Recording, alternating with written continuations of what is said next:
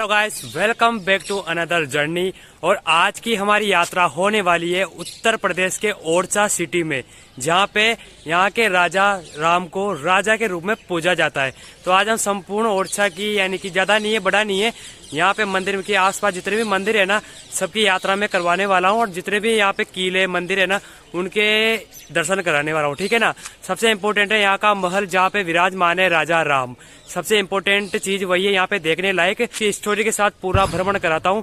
जय श्री राम, हर हर महादेव। ऐसा माहौल है भाई यहाँ पे, आपको ऐसे कुछ मंदिर के रूप में कैसे किले मिलने वाले जो यहाँ की सिटी यानी कि राजा ने बनवाए थे, कुछ ऐसा माहौल है। और अभी फिलहाल हम खड़े हुए हैं यहाँ की घाट में, जहाँ पे सभी स्नान करके फिर जाते हैं राजा राम के दर्शन करने। तो ये नंदी है जहाँ पे स्नान करके सभी व्यक्ति भक्तजन यात्रा कंप्लीट करके अपने भगवान राजा राम से मिलने जाते हैं। तो कुछ ऐसा माहौल है यहाँ का। आगे भी बहुत सारे किले आपको मिलने वाले हैं, लेकिन जहाँ पे आप स्नान करते हो ना, तो कुछ ऐसा माहौल स्नान की जगह आपको मिलने वाला है, ठीक है ना।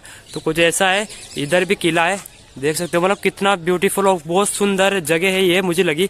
और यहाँ अपने राजस्थान के ऊंट जो बहुत ही ज्यादा सुंदर लग रहे हैं भाई, ऊंट तो बहुत ही ज्यादा सुंदर है भाई। ओरछा का महल के पास जस्ट ओरछा का घाट, जहाँ पे सभी व्यक्ति स्नान करते हैं यहाँ पे, ठीक है ना। ऐसा कुछ माहौल है। नंदी है यहाँ पे ओरछा में, यानी कि स्नान करके हमारी गाड़ी से केवल 500 मीटर दूर की स्थित है ये नंदी।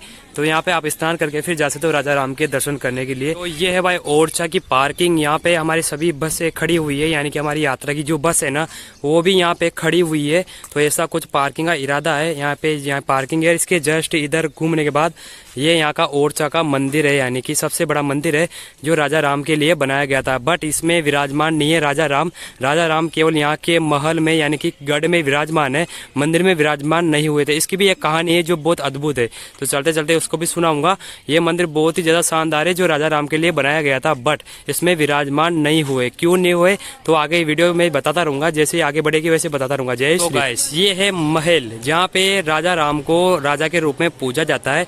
यानी कि अयोध्या से जो भगवान रानी लेके आई थी, उनको इस महल के अंदर विराजमान किया गया है। यानी कि अभी 3 मूर्तियां विराजमान है, सीता माता, लक्ष्मण और राम भगवान की, जो भव्य है, यानी कि बहुत सुंदर है। अंदर फोन अलाउ नहीं था, जिसलिए मैं वीडियो नहीं बना पाया। भाई महल देख सकते हो ऊपर से, ये यहाँ से यहाँ तक का महल है। और इसके बीच में है ना, जस्ट वहाँ पे विराजमान है राजा राम की मूर्ति, जो भव्य एकदम बहुत ही सुंदर है। तो अभी फिलहाल हम टॉप में खड़े हुए हैं, यानी कि ये महल का जो मंदिर बनाया गया था राजा राम के लिए, पुराना महल यानी कि मंदिर बनाया गया था, उसके ऊपर हम खड़े हुए। तो आपको मंदिर भी दिखाते हैं अंदर से कैसा दिखाई देता है। तो कैसा मंदिर है भाई ओरछा का, जो साक्षात श्री राम जी यहाँ पे विराजमान है। अयोध्या के बाद ऐसा माना जाता है कि रात्रि में प्रभु यहाँ पे आते हैं और सुबह होते ही यहाँ से अयोध्या चले जाते हैं अपनी प्रजा को देखने के लिए। ऐसी यहाँ की मान्यता है। कुछ ऐसा दिखता है, देखो ओरछा।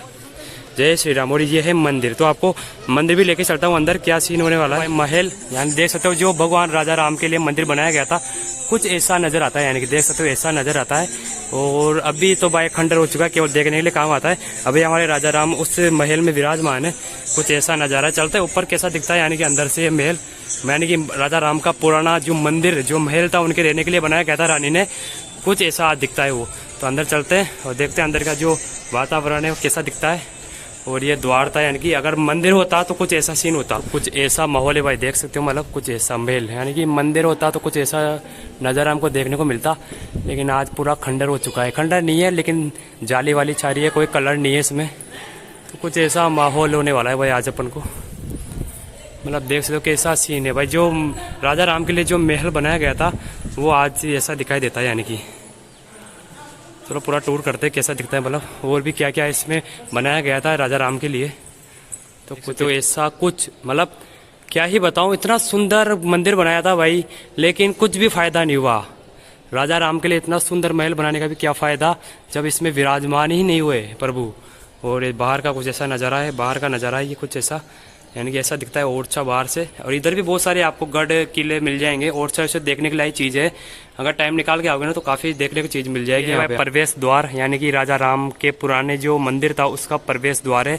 और सामने ऐसे विराजमान होते हैं हमारे प्रभु श्री राम। लेकिन क्या करें भाई, कुछ परिस्थिति के कारण आज विराजमान नहीं है। बट अगर होते रियल में तो यहाँ पे इतनी पब्लिक होती कि मैं बता नहीं सकता आपको। बाकी सामने होते विराजमान तो आज कुछ ऐसा नज़ारा है भाई यहाँ का। मतलब क्या ही बताऊँ, इतना सुंदर मंदिर बनाया था प्रभु के लिए, लेकिन यहाँ पे विराजमान ही नहीं हुए। गजब है भाई। मतलब कुछ ऐसा ही दर्शन कर लो आज। आज देखो तो मधुमक्खी के छत्ते लग रहे हैं यहाँ पे। गजब है भाई। मतलब इतना सुंदर मंदिर बनाने के बाद भी यहाँ पे भगवान विराजमान नहीं है, तो वो सबसे बड़ी बात है, सबसे बड़ी बात। ऐसा भव्य होता है यहाँ पे, देख सकते हो आप, इतना भव्य मंदिर होता है राजा राम का, जो किसी भी नहीं देखा होगा, किसी ने भी नहीं। लेकिन सामने विराजमान है छोटी सी मूर्ति, यानी कि बना रखी है, जो विराजमान कर रखी है। सुना सुना कैसे छोड़ सकते हैं भगवान को, तो कुछ ऐसा नज़ारा है भाई प्रभु श्री राम का। जो मंदिर बना था उनके लिए, लेकिन यहाँ पे विराजमान नहीं है, तो कुछ ऐसा नज़ारा। जय श्री राम, हर हर महादेव। साहब ऐसी कुछ यात्रा है आज ओरछा की, और ओरछा में जो सबसे इम्पोर्टेंट था ये मंदिर, जो आज राम भगवान के बिना अधूरा है। और हमारे जो राजा राम थे वो विराजमान है इस महल में, जो ऐसा नहीं होना चाहिए था, लेकिन उस परिस्थिति के हिसाब से यहाँ पे हुआ। जब रानी अयोध्या से श्री राम भगवान को यहाँ पे लेके आई थी, तो राम भगवान की एक शर्त थी कि मुझे जहाँ पे आप विश्राम दोगे ना, एक बार जहाँ बिठाओगे ना, मैं परमानेंट वहीं बैठ जाऊंगी। लेकिन रानी बहुत उत्साह के साथ यहाँ पे आई थी ओरछा, तो वो उनका वादा भूल गए। जब राजा ने अधूरा में, यानी कि जब राजा यहाँ पे काम चला रहा था मंदिर का, तो अधूरा ही मंदिर बन चुका था, तो रानी ने बोला कि मैं इनको कहाँ विराजमान करूँ। तो ये जो चीज़ आप देख रहे हो ना, उस टाइम ये रानी का किचन हुआ करता था, यानी कि रसोई घर, तो उन्होंने कुछ क्षण के लिए यहाँ पे विराजमान कर दिया। जब सुबह वो बैंड बाजे के साथ राम भगवान को लेने आए थे मंदिर में रखने के लिए, तो वो अपनी जगह से हिले ही नहीं। यानी कि जब राम भगवान ने बोला कि याद कर मैंने आपसे कौन सा वचन मांगा था, तो रानी को बहुत दुख हुआ।